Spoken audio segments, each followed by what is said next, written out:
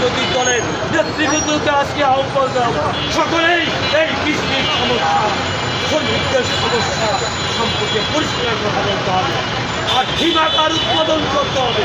জরুরি ভিত্তিতে যদি কৃষকদের সমস্যা যদি সমাধান করতে হয়, হিমাগার করতে হবে, সরকারিভাবে পণ্য কিনতে হবে। আমার বক্তব্যের আগে ইতিমধ্যে বক্তারা সুন্দরভাবে উপস্থাপন করছে। পরিষ্কার কথা হলো, সমবায় ভিত্তিতে এই সমস্যার সমাধান করা, চাঁদাবাজি দিয়ে এই সমস্যার সমাধান করা যাবে না। এই কৃষকদের সমস্যা আর আবার বিদেশের যে সমস্ত কৃষক ভাইরা আছে, শ্রমিক ভাইরা আছে, এদের স্বার্থ সুনিশ্চিত রক্ষা করতে হবে, তাহলে এই দেশকে রক্ষা করা যাবে।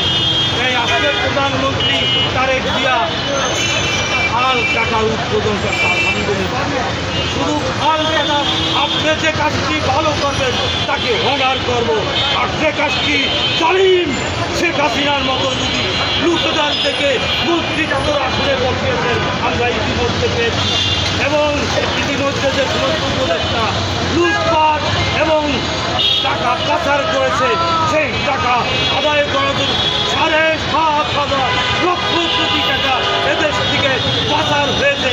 এই পাচারকারীদেরকে আপনি সাহসিকতার সাথে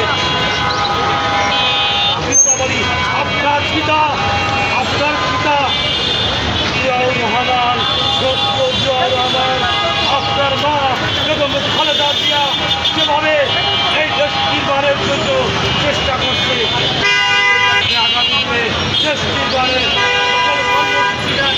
অন্যায় অভিশাপ এবং জালিমের কাছে, ভারতীয় আধিপত্যবাদের কাছে মাথা নত করে এই বাংলার মাটি বাংলার শাসন প্রতিষ্ঠা করে।